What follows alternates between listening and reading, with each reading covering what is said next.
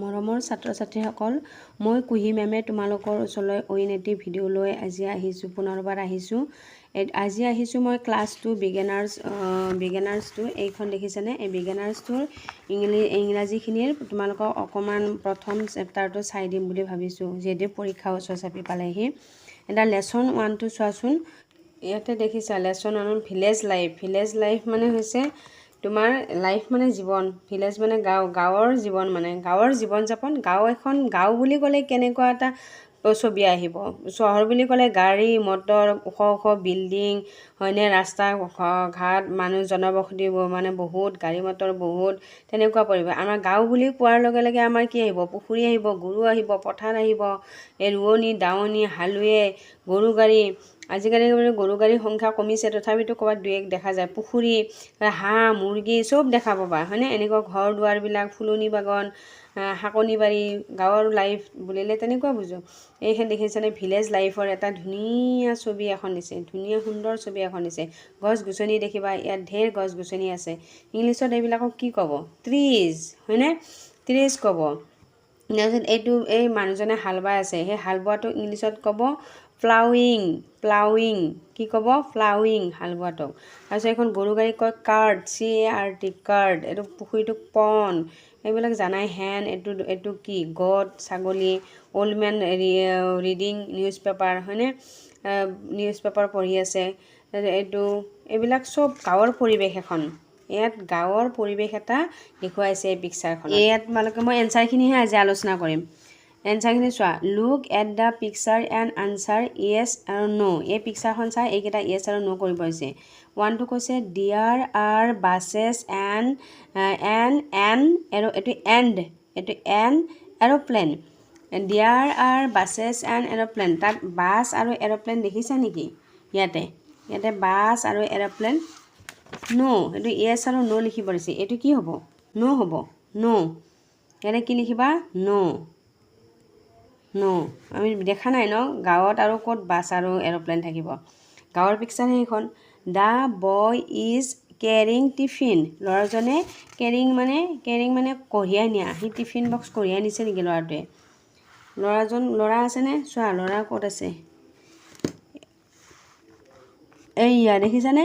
Tiffin box কঢ়িয়াই নিছে। হয়, এইটো য়েছ। এইটো কি হ'ব? য়েছ, হয়নে? য়েছ লিখি দিবা। য়েছ। তাৰপিছত চোৱা। There are rickshaws on the road. তাত ৰাস্তাত কি ৰিক্সা দেখিছা নেকি? ৰিক্সা দেখিছানে? কাৰ্ডহে দেখিছোঁ, গৰু গাড়ীক কাৰ্ড বুলি কয়, ৰিক্সা দেখা নাই। এইটো কি হ'ব? ন'।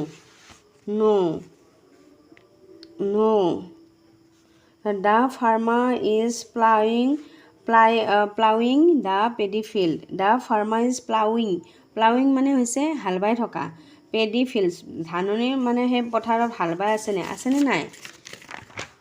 খেতিয়কে আছে, হয়নে নহয়? সেইটো প্লাউইং মানে হাল বাই থকা, সেইটো য়েছ।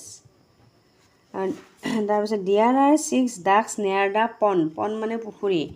POND, পন মানে পুখুৰী, ডাকছ মানে হাঁহ। এছ মানে বহুতকেইটা হাঁহ আছে। ওচৰত আছেনে নাই? এই পন, এই পুখুৰীটোৰ ওচৰত কি হাঁহ আছেনে নাই? য়েছ হ'ব, হয়নে? য়েছ। তাৰপিছত চোৱা, আৰু এইকেইটা কুৱেশ্যন দিছে, তোমালোকক চাই লোৱা দেই। এইকেইটা কি দিছে? Answer the question 1 is done for you. এটা আমাৰ কাৰণে কৰি দিছে, দেখিছানে? Where do you live. Where মানে ক'ত? ডু ইউ মানে তুমি, লিভ মানে বাস কৰা। তুমি ক'ত বাস কৰা? আনচাৰ হৈছে I live in a village.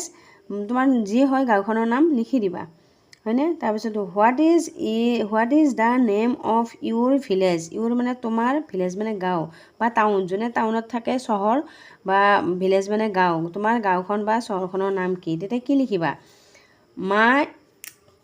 My village name is, এনেকৈ লিখি দিবা। ইউৰ জেগাত মাই দিবা। মাই ভিলেজ নেম ইজ লিখি দিবা এনেকৈ, যি হয়। তাৰপিছত চোৱা, 3 নম্বৰটো চোৱা। নেম 2 থিংছ মানে বস্তু, THINGS, থিংছ বস্তু, date U like about your village.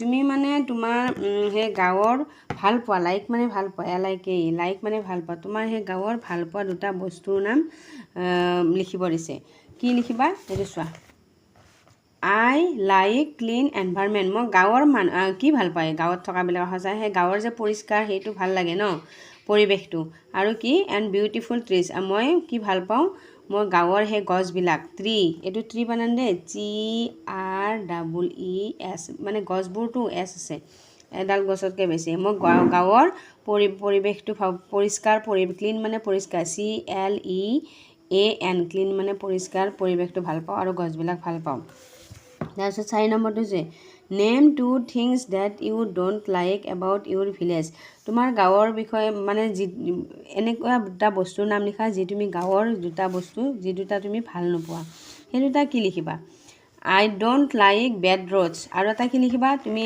আৰু আজিকালি গাঁৱত কি হৈছে টু মাছ ভেহিকল হৈছে নে নাই গাড়ী মটৰ বহুত হৈ গৈছে আকৌ টাউনৰবিলাকে কি ভাল নাপাব ট্ৰেফিক জাম হয়নে নহয় আৰু আজিকালি আৰু গাঁৱৰ ৰাস্তাটো বেয়া হ'লে গৈ বেয়া লাগে I don't like bad roads and traffic jam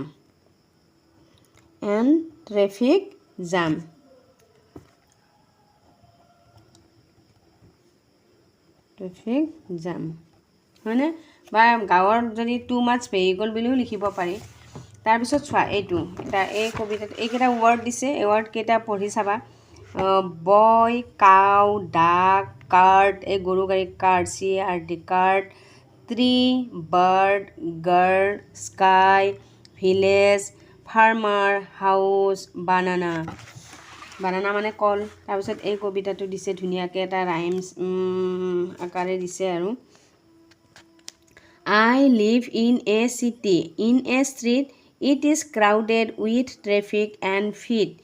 There are buses and motors and trams. I wish there were meadows and lambs. The house all wait in a row. There is smoke everywhere wherever I go. I don't like the noises I hear. I wish there were woods very near. There is only one thing that I love, and that is the sky far above. এইটো এটা তোমালোকক poem দি দিছে এইটো মই পিছত তোমালোকে পৰীক্ষা আহিছে কাৰণে এইবিলাক অসমীয়া মানে ভাঙনিটো দিয়া নাই পিছত লাগিলে দি দিম দেই এই চোৱা এইটো এটা কাহিনী দিছে কাউৰী আৰু ময়ূৰৰ দ্য ক্ৰ CROW ক্ৰ এণ্ড দ্য পিকক PEACOCK পিকক মানে ময়ূৰ ক্ৰ মানে কাউৰী দুটা চৰাই FEATHERS ফেৰাছ সিহঁতৰ পাখি দুখনলৈ এটা চৰাই ময়ূৰ আৰু এটা কাউৰীৰ কাহিনী দিছে আৰু সিহঁতৰ ময়ূৰৰ পাখি আৰু কাউৰী এটাৰ কাহিনী দিছে কিনো ময়ূৰৰ পাখিৰ লগত কাউৰী কাহিনী এইটো মই তোমালোকক এতিয়া অসমীয়া পঢ়াই নাথাকোঁ মই প্ৰশ্নখিনিহে দিম বুলি কৈছোঁ আগতে এইটো চোৱা মানে হেৰি কি আছিলে কাউৰী এডাল ডাঙৰ গছৰ এখন হাবিত ডাঙৰ গছ এডালত এই বিগ ট্ৰি ডাঙৰ বাস কৰি আছিলে তাৰপিছত দেখিলে যে দুটা ময়ূৰো সেই গছডালৰ ওচৰত আছিল সেই কাউৰীবোৰে মানে সেই গছডালত থাকি বৰ মানে আনন্দত আছিলে তাৰপিছত ময়ূৰ চৰাই দুটা আহিলে কেইদিনমান পিছত সিহঁতে দেখিলে যে দুটা ময়ূৰ চৰাই আহি পালে সেই ময়ূৰ চৰাই দুটাক দেখিতো সিহঁতৰ মনটো বেয়া লাগি গ'ল কাৰণ কিয় ময়ূৰ চৰাইৰ পাখিবিলাকৰ বৰ ধুনীয়া আছিলে সেই ময়ূৰ চৰাইৰ পাখিবিলাক দেখি সিহঁতৰ মনটো বৰ বেয়া লাগি গ'ল তাৰপিছত কি কৰিলে সিহঁতে কি কৰিলে এই মাটিত পৰি থকা পাখিবিলাক কি কৰিলে এনেদৰে বুটলিলে কাউৰীয়ে তাৰপিছত সেই ক'লোৱে ন ময়ূৰ চৰাই দুটা দেখিলে সিহঁতে ময়ূৰ চৰাই দুটা এই ধুনীয়া পাখিবোৰ দেখি কাউৰীকেইটাৰ মনটো বেয়া লাগি গ'ল নহয় ভাবিলে ইহঁতৰ ইমান ধুনীয়া পাখি আছে আমাৰ নাই সিহঁতে কি কৰিলে তাৰপিছত সিহঁতে এটা ভাবি মন দুখ কৰি দেখিলে যে পাখিবিলাক এনেকৈ মাটিত পৰি আছে তাৰপিছত সেই কি কৰিলে পাখিবিলাক সিহঁতে বুটলি আনি নিজৰ ইয়াতে লগাই ল'লে কাউৰীবিলাকে ধুনীয়া হ'বলৈ ময়ূৰৰ নিচিনা তাৰপিছত এদিন ময়ূৰ চৰাইকেইটাই নাচি থাকোঁতে সিহঁতৰ লগত যোগদান দিলে এই কাউৰীকেইটাও যোগদান দিলে নাচোঁতেতো এই পাখিবিলাক খুলি পৰিলে তেতিয়া সিহঁতে লাজ পাই পেলাই কি কৰিলে the crow felt guilty and flew away flew মানে সিহঁতে উৰি যোৱা মানে ফ্লিউ মানে উৰি পেলাই গুচি গ'লগৈ লাজতে মানে সিহঁতে মানে ভাবিলে আৰু আমাৰ এইটো ভুল হ'ল আৰু মানে এইটোৱে বুজাইছে যে সেইটো কৈ পেলাই আমাৰ যিখিনি আমি আছোঁ, আমাৰ যিখিনি আছে আমি সেইখিনিক লৈ সন্তুষ্ট থাকিব লাগে। আমি বেলেগৰটো কেতিয়াও অনুসৰণ কৰিব নালাগে। আমাক ভগৱানে যি দিছে সেইটো আমাৰ কাৰণে যথেষ্ট আৰু সেইটো বেলেগৰ নাই। গতিকে আমি আনক অনুসৰণ কৰিব নালাগে, নিজক লৈ পেলাই সুখী থাকিব লাগে। আমি এই কাহিনীটোৰ পৰা সেইটোৱে থুলমূলকৈ বুজিছোঁ। মই এইখিনি অসমীয়া ৰিডিং লাগিলে তোমালোকে কমেণ্ট কৰি জনাবা, মই দি দিম। তাৰপিছত চোৱা প্ৰশ্নকেইটা মই আলোচনা কৰিম বিশেষকৈ।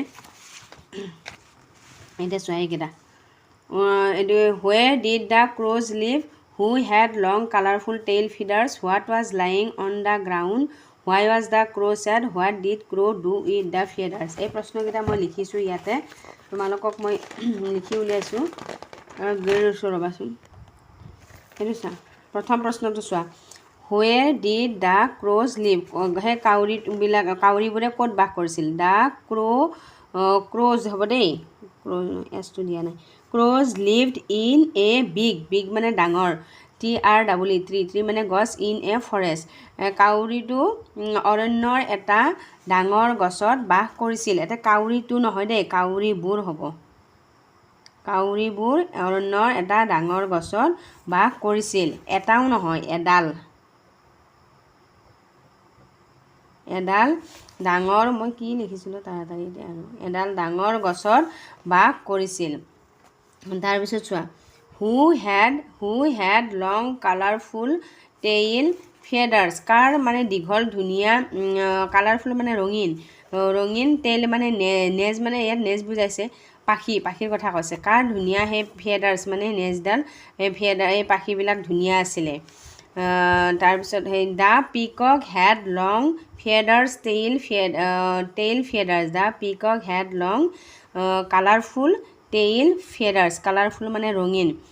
কাৰ আছিলে এই দীঘল ধুনীয়া ৰঙীন নেজ, ৰঙীন পাখিৰে ভৰা নেজ, দীঘল নেজ কাৰ আছিলে, পিকক্স মানে ময়ূৰৰ, PEACOCKS পিকক্স। এই পিকক্সটো আমাৰ নেশ্যনেল বাৰ্ড দেই।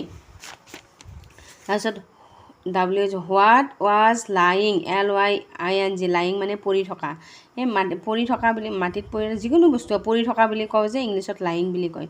অন দ্য গ্ৰাউণ্ড মানে মাটিৰ কথা কৈছে, GROUND গ্ৰাউণ্ড মানে সেই মাটিত কি পৰি আছিলে, কালাৰফুল ফেডাৰ্ছ, COLOURFUL কালাৰফুল মানে ৰঙীন, বিভিন্ন ৰঙৰ আৰু ধুনীয়া ৰঙীন, ফেডাৰ্ছ মানে পাখি, FEATHERS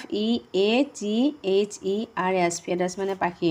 ৱেৰ লাইং মানে পৰি থকা, LYING lying on the, TH এইটো টি দেই, THE দ্য GROUND গ্ৰাউণ্ড, সেই ধুনীয়া কি পৰি আছিলে, পাখি, কালাৰফুল সেই ৰঙীন পাখিবিলাক পৰি আছিলে।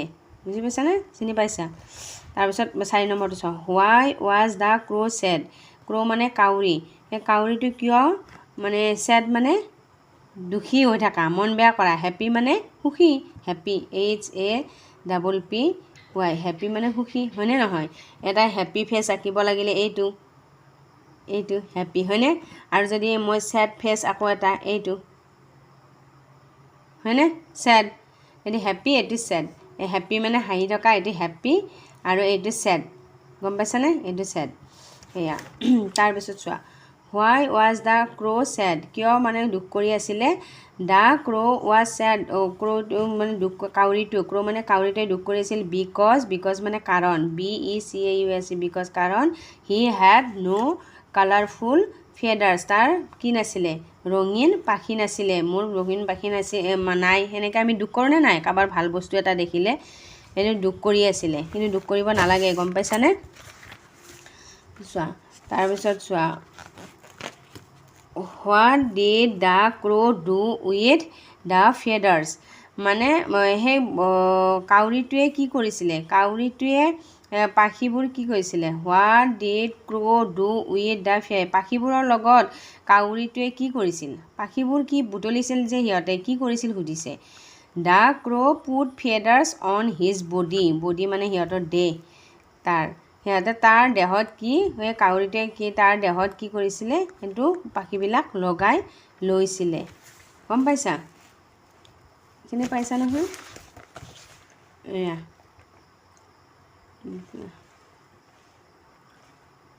এনেকৈ দি দিছোঁ তোমালোকক চাই ল'বা আৰু ভিডিঅ'টো ভাল পালে লাইক কৰিবা শ্বেয়াৰ কৰিবা ছাবস্ক্ৰাইব কৰিবলৈ নাপাহৰিবা দেই লাইক কমেণ্ট কৰিবা আৰু ছাবস্ক্ৰাইব কৰিবা দেই সেইটো চোৱা 6 নম্বৰটো চে য়েছ অৰ নো য়েছ মানে হয় নো মানে নহয় খালি ক'ব দিছে তোমালোকৰ দ্য টু পিকক্স কেম নিয়াৰ দ্য ট্ৰী দুটা পিকক মানে ময়ূৰ আহিছিল নে ওচৰত য়েছ আহিছিলে হয়নে the crow' had long colourful tail feathers আছিল জানো কাউৰীৰ লং দীঘল সেই ৰঙীন পাখি আছিল জানো পাখি থকা আছিল জানো নাই নো তাৰপিছত the crow' started dancing with the peacocks সেই কাউৰীটোৱে মানে ষ্টাৰ্ট কৰিছিল নে পিককটোৰ লগত নাচিবলৈ য়েছ পিকক হেভ লং কালাৰফুল টেইল ফেডাৰ্ছ আৰু সেই ময়ূৰটোৰ কি আছিলে দীঘল হেৰি আছিল নে ৰঙীন